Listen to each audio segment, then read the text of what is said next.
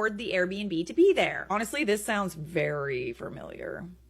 I'll just say that. Tell me you must. Jason told us that Andrew and Rebecca didn't like Holly and the way Oliver was when she was around. They didn't like that Oliver was smoking weed more and that he was always attentive to her needs when they want his full attention to be on them on their wedding day.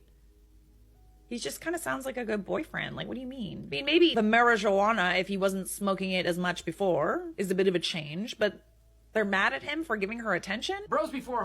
They also didn't like how she did not make an effort to know them. It's a little intimidating being part of like a new group of people. I will just say that, especially if you're shy. I was fuming. Andrew and Rebecca hadn't made an effort to get to know Holly and judged her very quickly for mistakes any of us could have made. She's shy, and Andrew and Rebecca could have approached her first so they could get to know each other. It goes both ways. Also, they made her pay to be at the bachelor party when she didn't know she was not invited to the wedding. Yeah, that's a move. Charlie later asked Andrew about Holly not being invited to the wedding. His response is as follows. Yeah, 100%. With Holly, Oliver is too unpredictable, and at my wedding, I need him conscious and paying attention to the festivities and the schedule. Not scrambling looking for Holly's lost vape, or being late to the wedding because Holly put in the wrong directions. Which, by the way, she did this weekend, which was another reason why they were so late. These are such trivial things to like judge someone over. I have given her a chance time and time again to show that she has her shit together, and she does not together. Like, don't exclude people for reasons like this. Exclude people because they do you wrong, that they do something genuinely mean to you. If this was a game of beer die, then yeah, I'm fine with Holly, not at my wedding. Think about it. They've literally forgot to bring ID twice now to events. Once at Jason's birthday party and this past weekend. Also in mind, Holly opened the door for division at the bachelor party, which was the final straw for me. She was obviously unaware of the context of the situation and consistently isolated herself from the group. Didn't you guys try to play games with them and they said no? After hearing of her disapproval from several party members, half the party members tried to keep her included by talking with her and spending time. So Holly's isolationism drew the group consistently away from where Rebecca and I were physically at times. It felt like some of us didn't even want to be with Rebecca and me. Not sure if that's Holly's fault. Think about it. This was our wedding party. Literally the friends we love most in our lives. Why the hell would we want there to be cliques? Cliques. I don't know, man. It kind of just sounds like your friends are actually considerate and noticed that she felt uncomfortable and they went over there to try and include her, and you didn't. Oliver's acceptance of being a groomsman in my wedding predates his relationship with Holly. I've been more than courteous to have her invited to the festivities that I have, but certainly have no obligation to invite her to my wedding. No, you don't, but I mean, kind of sounds like you're being a bit of a butthead, eh? I was shocked when I heard this because Andrew seemed kind and easygoing. I had no idea he had these feelings or was able to be this mean. After receiving this message from Andrew, Charlie told Oliver that Andrew and Rebecca were going to tell him Holly was not invited to the wedding. I feel like he's going to not like that very much. He did not want Oliver to be blindsided by the news. Eventually, Andrew and Rebecca met with Oliver and told him Holly wasn't invited. They told him it was due to a venue capacity issue. What? Come on, let's be at least honest about why we don't want people at our weddings. They doubled down on the lie a few days later when Oliver asked about it. After that happened, Holly reached out and asked why and if I knew anything. I sent her exactly what Andrew said to Charlie. After seeing this and showing Oliver decided to drop out of the wedding altogether. Good. But he did let Andrew and Rebecca know that I told him what was actually said about them behind their backs. Andrew and Rebecca were furious with me.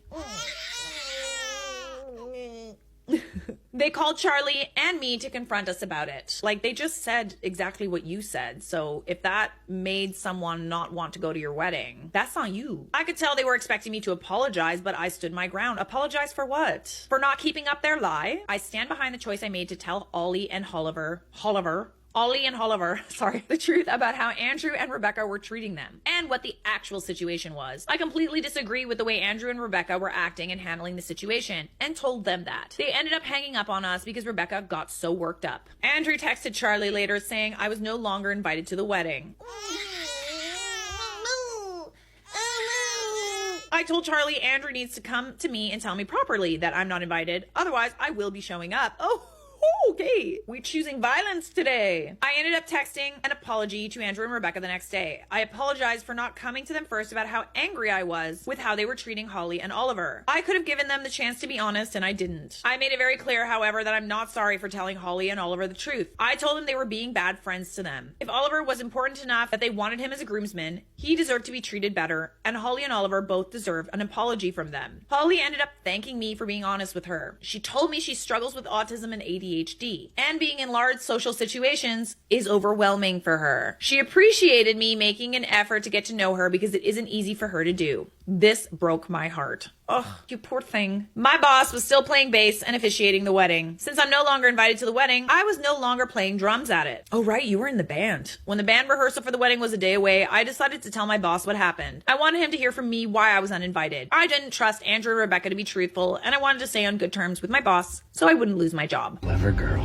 After speaking to me, my boss reached out to Andrew and Rebecca to get their side. Later, he told me he was hoping there was a piece of the story I was missing. He was really hoping there was something Holly had done to validate the way that Andrew and Rebecca were treating her. There wasn't. And my boss ended up dropping out of the wedding as well. Wow. So you not only got yourself uninvited, you pretty much got a lot of people to drop out of this wedding. My boss's daughter also struggles with autism. Hey, there you go. And he says he could not stand in front of a crowd of people and say nice things about Andrew and Rebecca when they would treat someone with a disability like this. Andrew later texted Oliver and asked if Holly had autism and claimed that I was weaponizing my coworkers against him. Okay, well, I mean, maybe he didn't know, but at the same time, you still ostracized a person because they were shy and nervous around you. With me uninvited and my boss, Oliver, dropping out, Andrew and Rebecca were down to a drummer, groomsman, bass player, and officiant less than 2 weeks before their wedding day. Charlie ended up going to the wedding. I knew if he didn't, his friendships with Oliver and Jason would not be the same. Oliver understood, and the three of them are still friends today. Oliver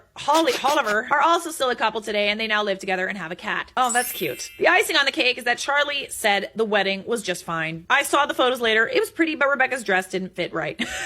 Jesus. The open bar was closed less than an hour into the reception, and guests had to pay for drinks most of the night. Okay. The food was bad. After the I love how you're just well, food's bad. After the wedding, Andrew and Rebecca wanted to keep the party going and went to some nearby bars with the bridal party, but they couldn't because Rebecca forgot her wallet. Well.